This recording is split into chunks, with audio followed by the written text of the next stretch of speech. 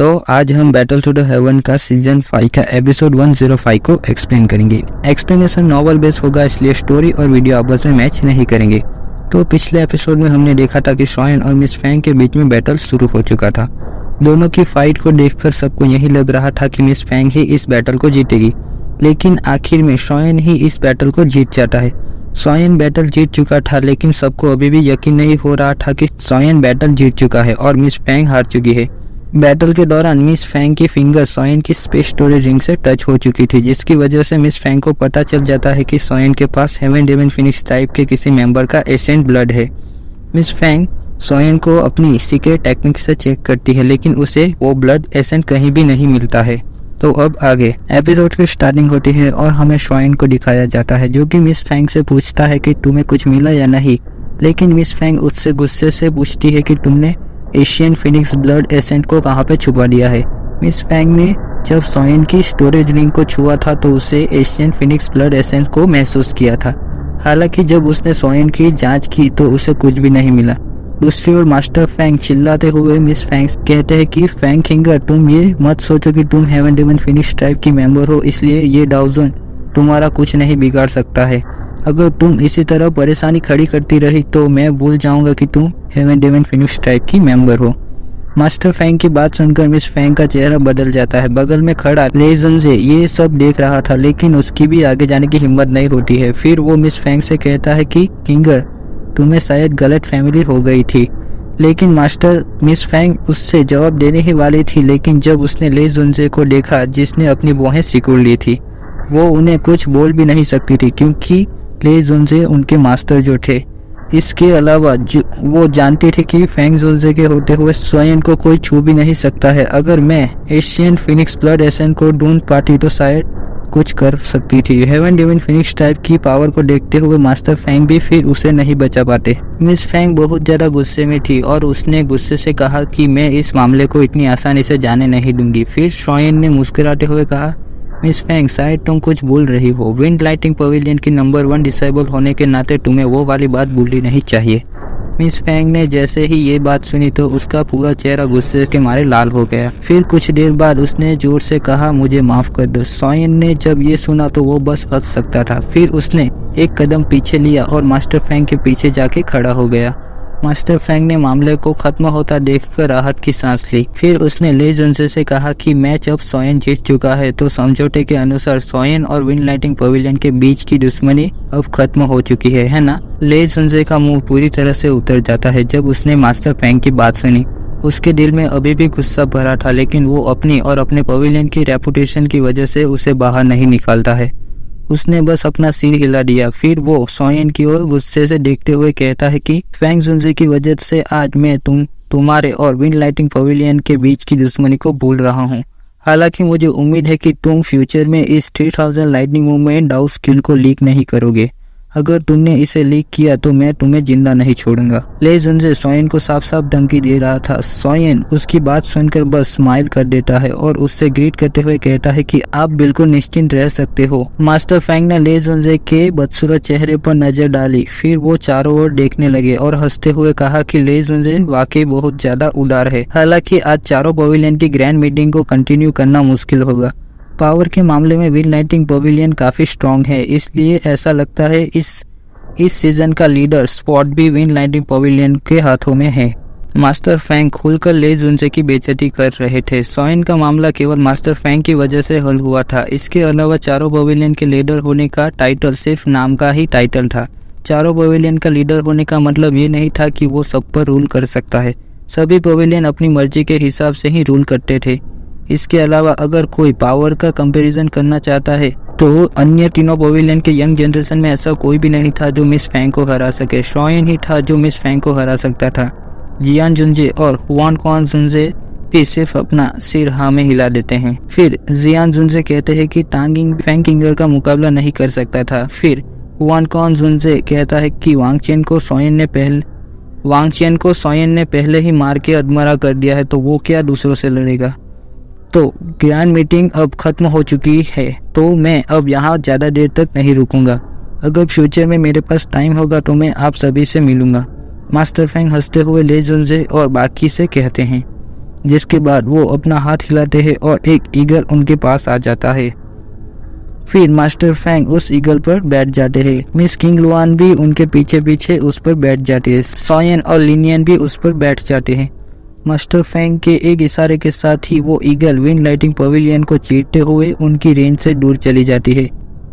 ले सुनजे का मुंह पूरी तरह से उतर जाता है जब उसने मास्टर फैंग की बात सुनी। उसके दिल में अभी भी गुस्सा भरा था, लेकिन वो अपनी और अपने पवेलियन की रेपुटेशन की वजह से उसे बाहर नहीं निकालता है। उसने बस अपना सिर हिला दिया। फिर वो सॉयन की ओर मिस फैंग ने अपना सिर हाँ में हिलाया और पूरे विश्वास के साथ बोली कि मैंने सच में एशियन फिनिक्स ब्लड एसेंस को महसूस किया था। हालांकि मुझे ये नहीं पता कि उससे मैं क्यों नहीं ढूंढ पाई।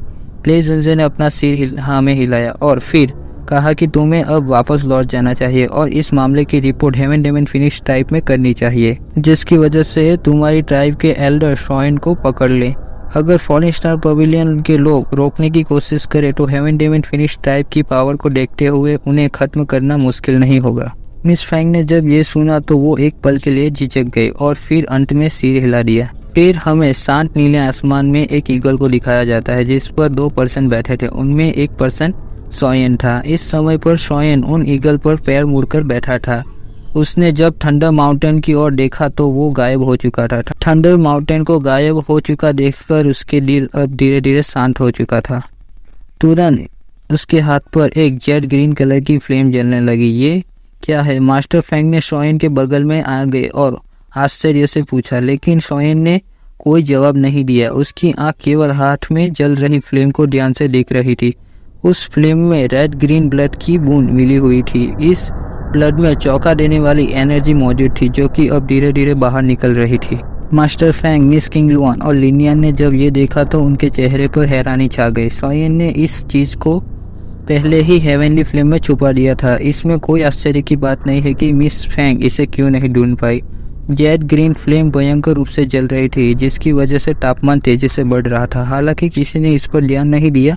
मास्टर फैंग और बाकी लोगों की नज़र केवल फ्लेम के अंदर वाले हिस्से को देख रही थी। अंदर रेड ग्रीन ब्लड की 3 बूंदें घूम रही थी। ये सच में एशियन फिनिक्स ब्लड एसेंस है। इसके अलावा इसका रंग काफ़ी घना है, इसलिए कहा जा सकता है कि इसे कुछ हेवन डेमन फिनिक्स टाइप के मेंबर से ही डिफाइन किया जा सकता है जो कि 1000 तक पहुंच चुके हो। मिस किंग लुआन का चेहरा बदल गया जब उसने उन 3 बूंद को देखा। वो मिथिकल बर्ड्स टाइप की मेंबर है। हालांकि उस टाइप का comparison heaven demon phoenix type से नहीं किया जा सकता है, लेकिन उसे उनकी ट्राइब की अच्छी समझ थी, इसलिए वो एक नज़र में समझ सकती थी कि ये रेड ग्रीन ब्लड की 3 बूंदें कितनी ज़्यादा कीमती है। मास्टर फैंग का चेहरा उतर गया जब उसने मिस किंग लुआन की बात सुनी। एक 1000 लेवल का हेवन डेमन फिनिक्स ऐसी स्टैंड निश्चित रूप से उन ओल्ड मॉन्स्टरों में शुमार होगी जो हेवन डेमन फिनिक्स टाइप के भीतर भी नहीं मरे होंगे। हालांकि ये सौभाग्य की बात है कि फैंग किंगर इसे नहीं खोज पाए। अगर वो इसे खोज लेती तो बहुत बड़ी परेशानी खड़ी हो जाती। एक 1000 लेवल का एशियन फिनिक्स ब्लड एसेंट काफी है हेवन डेमन फिनिक्स टाइप को एक्ट्रैक्ट करने के लिए। तुम दोनों को ये बात किसी को भी नहीं बतानी चाहिए, अन्यथा बहुत बड़ी मुसीबत खड़ी हो जाएगी।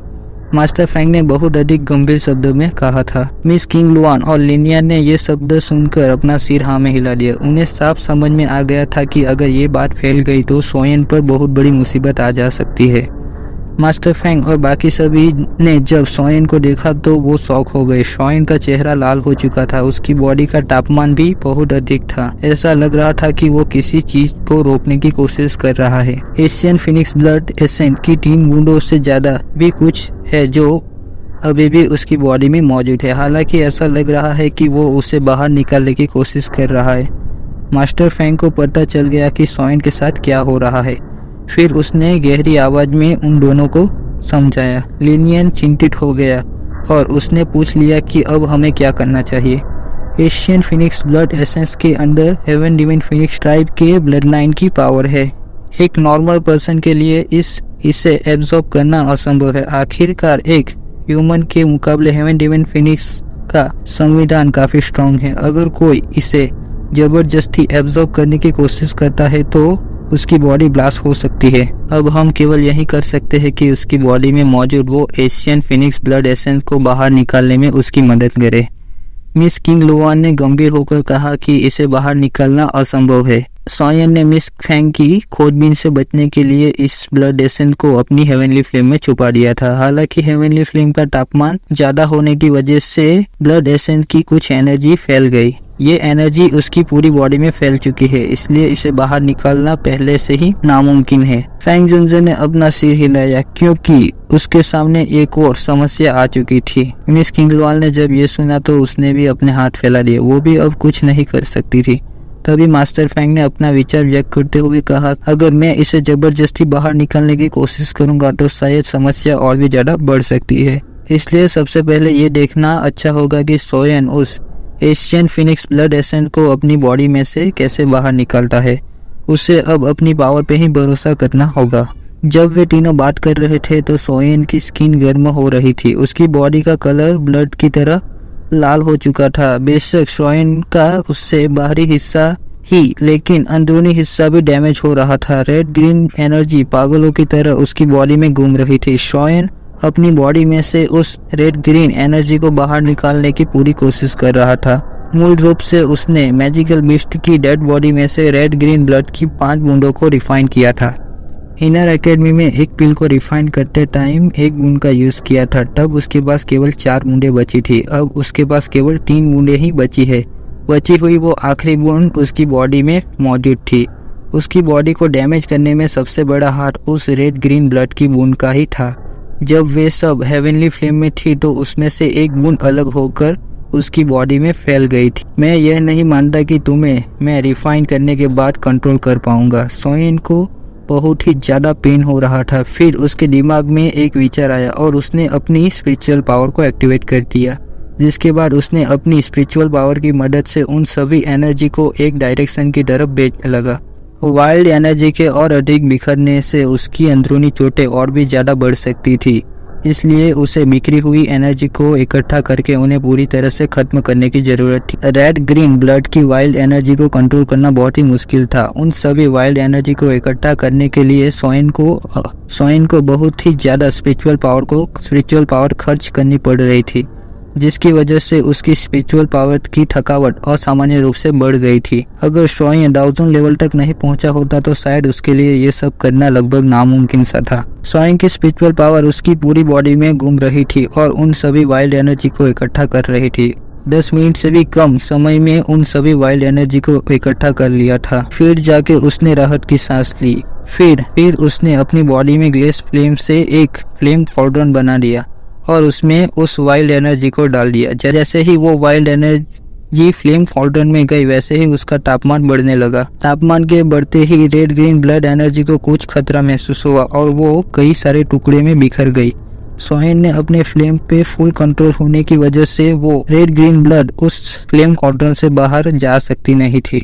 वो उस कॉल्ड्रन में ही टकरा के उसमें घूमने लगी थी। सोयन ने तुरंत ही अपने फ्लेम का टेम्परेचर धीरे धीरे बढ़ाया। फ्लेम का टेम्परेचर बढ़ने से उस कॉल्ड्रन में मौजूद रेड ग्रीन एनर्जी अब धीरे धीरे मिस्ट में कन्वर्ट होने लगी थी। कुछ देर बाद वो सभी वाइल्ड एनर्जी मिस्ट में कन्वर्ट हो चुकी थी। फिर वो मिस्ट उस फ्लेम कॉल्ड्रन में से बाहर जाने लगा। ग्लेस फ्लेम से रिफाइन करने के बाद रेड ग्रीन मिस्ट में अब वो हिंसक वाला गुण नहीं था।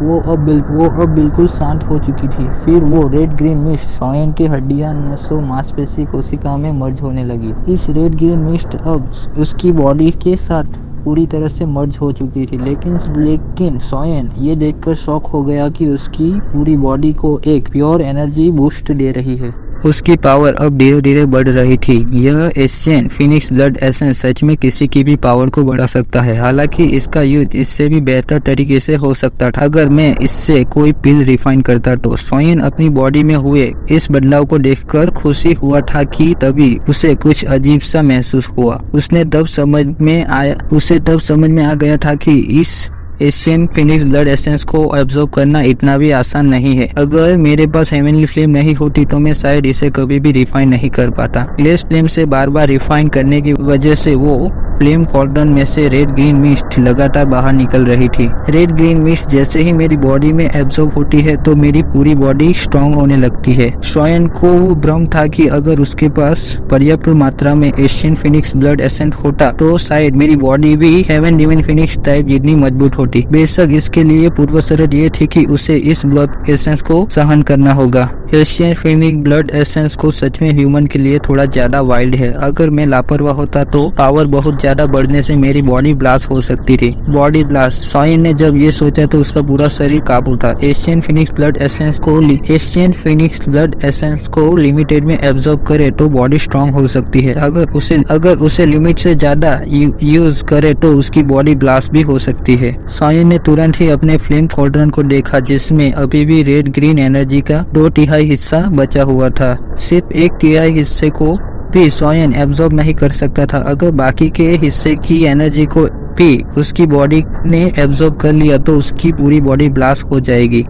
जब सॉयन ने ये सोचा तो वो एक पल के लिए डर गया। अगर उसने इस एसेंस फिनिक्स ब्लड एसेंस को रिफाइन नहीं किया होता तो उसकी बॉडी सच में ब्लास्ट कर जाती। उसकी अभी की स्ट्रेंथ के साथ देखा जाए तो उसकी अभी की स्ट्रेंथ के साथ भी उसे कंट्रोल कर पाना लगभग नामुमकिन सा था। एपिसोड पूरा ना करने के लिए मैं माफी चाहता हूँ, लेकिन कल दोपहर तक इसका पूरा एपिसोड आ जाएगा।